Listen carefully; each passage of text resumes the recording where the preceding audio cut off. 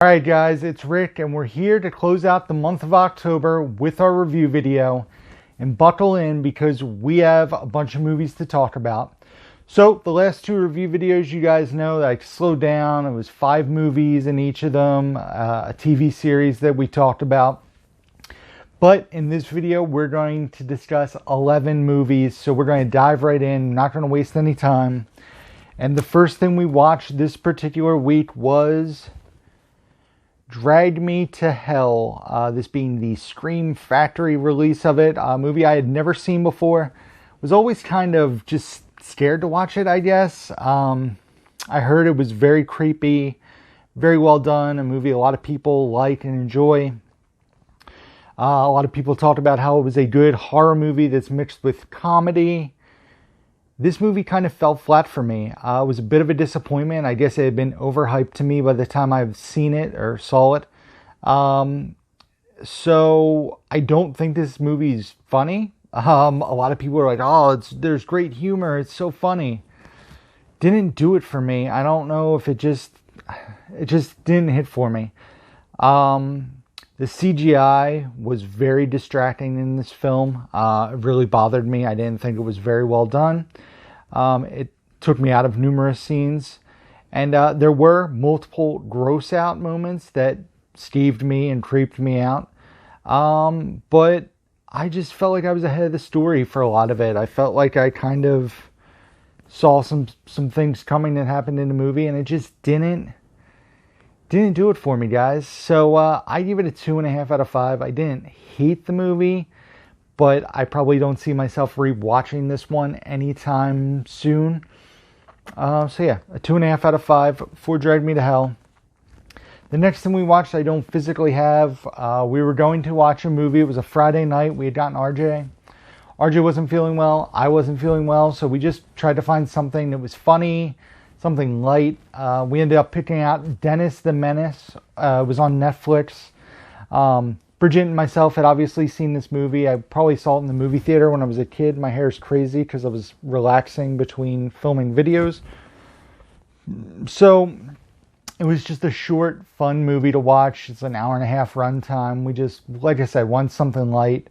And it was fun. It still holds up. I enjoyed it. RJ enjoyed it. Bridget liked it. I think the part that sticks out to me, the part I remembered, and, you know, I don't know why, it's kind of a weird part, but it would be the grill paint scene where Dennis the Menace is vacuuming up the paint and shoots the paint up in the air and it lands on the grill. That's the part I really remember and stuck out to me, along with Christopher Lloyd's character as the villain. He's pretty good in it. It's not a masterpiece, but it's a fun 90s family movie. And it was the perfect thing we needed to watch that night. So I give it a 3 out of 5. I think Dennis the Menace is a fun movie. One I'd recommend if you've never seen it. For sure, if you have kids, definitely think it's watching. Or if you just need like a nostalgia night, something from your childhood. The next thing we watched was the 2020 remake of The Witches on HBO Max. This is being advertised as Roald Dahl's The Witches. I guess Roald Dahl wasn't a big fan of the original Witches film. And so this one is being advertised as Roald Dahl's The Witches. I guess it stands, it's more close to the books, I'm guessing. So watching the first film, the original from 1990 for the first time and really enjoying it. I give it a 4 out of 5. Was excited to check this out. It was a movie Bridget had seen a bunch as a kid. RJ enjoyed it as well. So we checked out the remake, if you will. And there was a great cast in the film. You had Stanley Tucci, Octavia Spencer, Chris Rock, Anne Hathaway. However, the movie suffered from Anne Hathaway and an awful accent, in my opinion. I thought it was very distracting. I didn't think it was very good, and it's not the first time she's done a bad accent. Also, you have just really bad CGI in the film. And there were differences between this and the last one. And it felt unnecessary. Once again, another remake feeling like it doesn't do anything. It doesn't add to the original. I don't ever see myself rewatching this film. The more I think about it, I definitely can see myself rewatching the original, but not this one. I'm going to give The Witches, the 2020 version, a 1.5 star review. I think I had it on Letterboxd as a 2, but the more I think about it as I read this review, I just think I'm going to be at a 1.5 on this that film. The next thing we watched, we thought would be a fun one to show RJ, a movie I haven't seen in a very long time, and that is Buffy the Vampire Slayer from 1992, which is written by Joss Whedon, who has gone on to do Avengers movies and all sorts of other stuff. So I don't think RJ was a big fan of this movie. I didn't really think about how much of this would go over his head, especially being a 90s film. But he enjoyed parts of it. I enjoy it. I think it's a very campy, fun film for sure. I think the favorite thing that Bridget and I found while rewatching this was the basketball player in the basketball game that was wearing the number 10 was a very young Ben Affleck. Was not even credited in this movie. He was uncredited, which was kind of fun to see him in there. And there were a bunch of other familiar faces. A young David Arquette, Paul Rubens, obviously, Donald Sutherland, Luke Perry, Rutger Hauer, Christy Swanson, Hilary Swank, Ricky Lake is in this uncredited. So a fun watch, a very campy watch. I give it a 3 out of 5. It's a fun movie. It holds up. It's fun. So the next thing we watched was Borat, a subsequent movie film on Amazon Prime. This being the out of nowhere sequel to Borat. Like a month and a half ago, there were photos that Borat was seen in a car filming in Los Angeles. And then a few weeks later, it was announced they had screened the Borat sequel for people. And then a few weeks later, a trailer came out. And then a week later, it was on Amazon Prime. So Borat's subsequent movie film, as you guys know, I think the original is very nice. His suit is black, not. And you guys know I quote my wife all the time. So I like the original quite a bit. Rewatching it earlier this year, I gave it a 3.5 down from a 4. And you know, it's still it's a funny movie. It's an original idea. This movie does not feel close to the original. It feels very forced. It feels scripted and planned in parts where I think the original, there were a lot of genuine reactions. I think there was a lot of craziness in it. This movie's getting a lot of publicity because of the Rudy Giuliani scene, which is crazy to watch. But the movie it's overly political, which that's why they pushed it out before the election. That was obviously the intention of this film. The actress who plays the daughter, who I don't have her name down, was good in it. She was funny, but I think she was necessary in the movie because Sacha Baron Cohen is so recognized, and obviously the character of Borat is so recognized, that he had to be careful. He couldn't do too much with it. So it just felt very pre-planned. It didn't feel anywhere close to the original, and I think that hurt it. I also think I was being kind. I give it a 2.5. It's probably closer to a 2. Once again, the more I think about it, I'll stick with my gut reaction of a 2.5. I don't see myself rewatching this one anytime soon. I can see myself rewatching the first one. It's still quotable. It's still a fun time. But Borat subsequent movie film, I'm not in any kind of rush to revisit it. Like I said, I'm between a 2 and a 2.5. I have 2.5 written down, so that's what we'll leave it at. The next thing we watched was House of Wax from 2004. So I was 20 years old when that came out. I remembered it being a big deal because Paris Hilton was in it, and she's in a horror movie, and she might play the victim, and everybody was talking about that. So this movie can be absolutely frustrating to watch at times because of the decisions that characters make in it. Very frustrating. But that's typical of horror movies. You're always yelling at the character, why are you going upstairs? Why are you doing this? Why are you doing that? But there's even more of that in House of Wax. But the movie is fun and really has some cool visuals and kills. I know the movie tends to get a lot of hate, but I love the look of the abandoned town and the family's backstory about the two brothers. And I need to check out the original. I know Vincent Price is in the original, and as you guys know, I really loved the original House on Haunted Hill. So I want to check out the original House of Wax. Like I said, the Paris Hilton thing was a big deal, and other people in the cast, you had Alicia Cuthbert, Chad Michael Murray, John Abrams, who went on to do the Scary Movie films, the guy from Supernatural, Jared Padalecki. So, House of Wax, I give it 3 out of 5. Like I said, I enjoy it. It's not a masterpiece, but it's a fun watch. The next thing we checked out was a first-time watch for both of us. I thought this was going to be more of a straight-up horror movie, and that was Horns, which is more a comedy crime film, dark comedy crime film, rated R, starring Daniel Radcliffe. Wasn't quite sure what to expect, but like I said, was expecting a dark horror comedy. That was not what I got.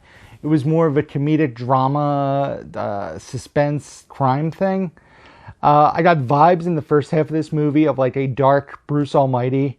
Basically, people start telling Daniel Radcliffe's characters, like, characters start telling Daniel Radcliffe's character all their like deepest, darkest thoughts and everything, and he's basically like the devil in the movie, sort of. I can't really get into that without spoilers, but people are saying like all the stuff they wish they could do and like seeking his approval. This one girl he wakes up with, and she's asking him if she can have donuts or eat the whole box of donuts, and like seeking his approval. So it's pretty funny then. Then the movie kind of takes a different shape. It focuses on Daniel Radcliffe's character and his girlfriend, who has passed away, and everybody's blaming him for her death. And you're kind of like unwrapping the mystery of what happened and who did it. But it's definitely a movie that I recommend. I think the mystery is pretty easy to crack. I guessed something about halfway through and ended up being right. And then it goes a little off the rails at the end, a little bit. But it's still a very watchable movie, still a fun to watch movie. I gave Horns a 3 out of 5. It'll stay on the shelf for now, I think. I don't think I'll pull it off the shelf. So Horns. The next thing we watched was because Bridget had never seen it. A classic film Bridget had never watched, so we talked about checking it out. Sorry, I'm rearranging my setup over here. So we talked about checking it out because she had never seen it. And that is 1979's Alien, the original film, which is directed by Ridley Scott, starring Sigourney Weaver, also John Hurt, Harry Dean Stanton. So I've seen Alien multiple times. I've seen Aliens a time. I think I've only seen it once. I remember liking Alien. Aliens, I wasn't a big fan of. I've never seen Alien 3, Alien Resurrection, Prometheus. I saw Alien Covenant. So I'm not the biggest fan of this franchise, but it's regarded as a classic. So when Bridget said she'd never seen it, I said we should add it to the hat. So the problem is the first half of this movie is painfully slow. Almost like dauntingly painful to get through. However, once the chest burster scene happens, I mean, obviously this movie's 40 years old. You guys are pretty aware of it or have seen it parodied. Once the chest burster scene happens, the movie ramps up and the second half is much more enjoyable. The film is beautiful. It's incredible what was done 40 plus years ago with Alien. But the first half is just very tough. There's a lot of plot holes in the original version. I know there is a director's cut that they recommend watching because it answers a lot of the plot holes and some of the lines that make no sense. But I know Bridget wasn't really a fan of it. She said, like, I've seen it now. I don't think I need to watch it again. So 3.5 out of 5. The second half of this movie is amazing. The first half, like, if the second half of this movie was like the first half, this would be a movie that would be like a 1-star thing. If the first half of this movie was as good as the second half, it would be a 5-star classic for me. But it's a 3.5. Alien, 1979. Next up was a movie that was sent to me by Lionsgate Home Entertainment to review. I did like an unboxing talk about it earlier, probably like a month ago now. And that is Friendsgiving, which has an all-star cast: Malin Ackerman, Kat Dennings, Chelsea Peretti, Wanda Sykes, Aisha Tyler, Jane Seymour, Fortune Feimster, Dion Cole, tons of people in it. The movie wasn't on my radar at all. I got an email from Lionsgate. I was like, that sounds like it could be a fun time. I'll see if I can get it to review. They sent me a copy to review. And basically, it's about two friends who have both suffered from heartbreak that year. Malin Ackerman's going through a divorce. She's a single mom. Kat Dennings is in a relationship with a woman, and they split up. So they just want to hang out and have a laid-back Thanksgiving. However, Malin Ackerman has started to see somebody that Kat Dennings' character is not aware of. And they end up having this big Thanksgiving. Her mom shows up out of the blue, Malin Ackerman's mom. Chelsea Peretti is the highlight of this film. She plays like a yoga shaman, and she's super funny, really did well in the movie. But it just feels like a bunch of actors who are friends wanted to get together and kind of like shoot a movie in a house for fun, because that's the movie mostly takes place in this house. And it just is all over the place. The humor really falls flat, although there are some parts that I was laughing at. There's lots of like cringy stuff though that I really didn't enjoy. There's a drug subplot with chocolate covered mushrooms, and Kat Dennings' character ends up seeing her 3 fairy gay mothers, which is, I guess, controversial to an extent because her character is, she came out of the closet late. She was 29 when she came out as a lesbian. So, I don't know if I necessarily can recommend this one. I don't think it's going to be a classic in the Thanksgiving history books, but it was fine for a one-time watch. It was better than Shape of Water that had been released earlier in the year that I watched and was very, very upset that I sat through. I give it a 1.5 out of 5. Friendsgiving.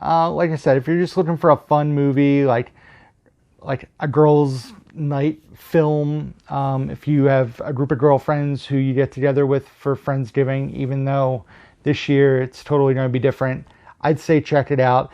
But if you expect to see Margaret Cho, Wanda Sykes, Fortune Feimster in a lot of the movie, no. They're in one scene for about 3 minutes. Other than that, it is basically focused on Kat Dennings and Malin Ackerman. And like I said, there's some very cringy stuff in here. 1.5 out of 5 for me. Next up, we watched a film on Hulu called Bad Hair. Had seen a trailer for this a while back and wanted to see it. I thought it looked good. It's basically the story about a black woman who works for an MTV-esque station called Culture in the late 1980s. She's trying to get a promotion, trying to get ahead in the company. And her boss, her new boss, is played by... I totally just blanked.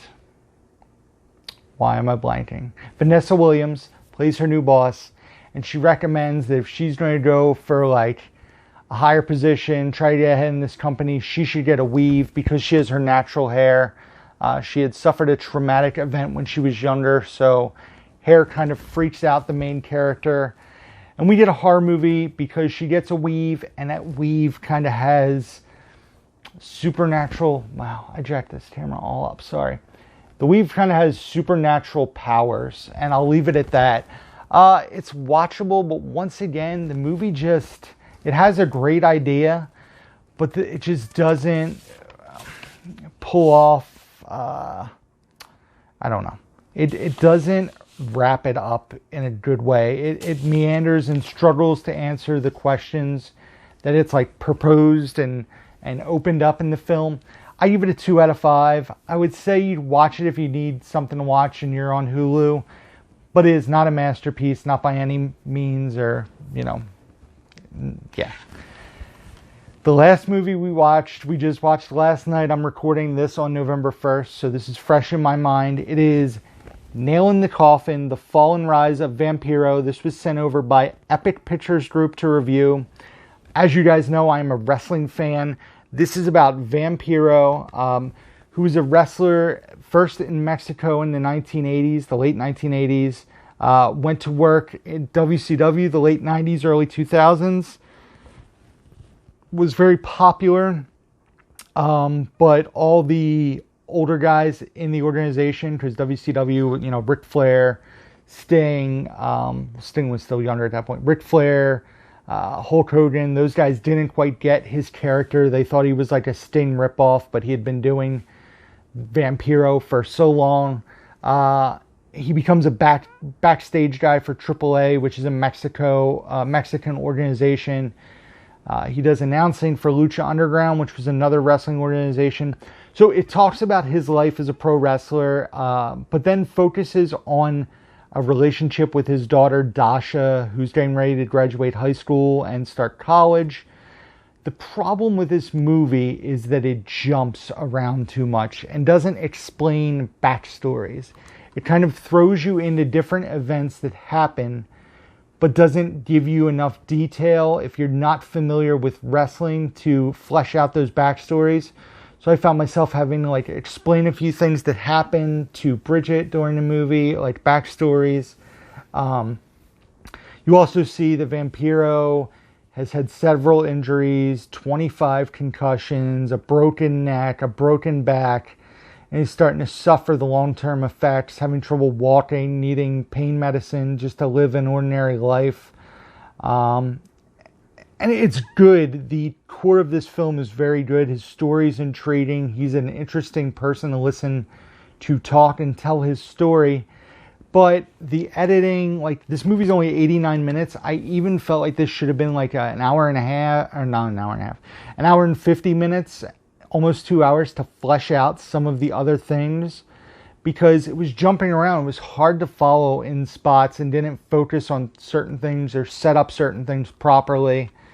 And I know that you have to be careful because you're talking about other people and, their work ethic and everything. So it's very watchable. There's lots of cool bonus features, but it needed to be fleshed out a little more. So I give this a 3 out of 5. It's definitely a watch as a wrestling fan.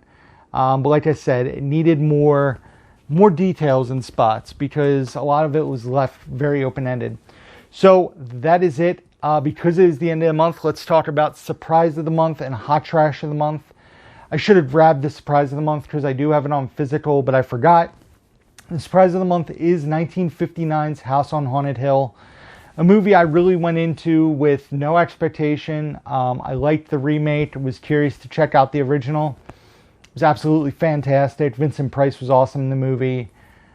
A horror classic in my opinion. Well done. 75 minutes. Scary, creepy, practical effects. Great acting throughout. House on Haunted Hill. Check it out if you have not. The 1959 version. And the Hot Trash of the Month is 2020's The Witches. It's not a half star or 1 star like a lot of other Hot Trash of the Month has been. But it was pretty bad. It wasn't a fun watch. I did not enjoy it very much. And The Witches, I would say, avoid. Stick with the 1990 version. Much better. Angelica Houston's fantastic. Anne Hathaway, stop doing accents in your films. That is it, guys. That is the end of October reviews. As always, thank you for watching. Be sure to give this video a thumbs up and hit the like button down there. Also, be sure to subscribe if you don't do so already. It is much appreciated. We're trying to get to 2,500 by the end of the year, so give this video a sub. It is appreciated. Not this video. Give the video a like. Give me a sub. Leave comments down below. What have you guys been watching? What did you watch the last week of October? If you want to go on a Wayback Machine. And check out the description box down below where you can find links to my Facebook, Instagram, Twitter, Letterboxd where I rate and review all the movies I watch, Blu-ray.com profile, Cinema Sickness spreadshirt where you can order a Down to Movie t-shirt. Also links to my eBay page, Amazon wishlist, email address, P.O. box down below. And that is it, guys. So as always, until next time, who's down to movie?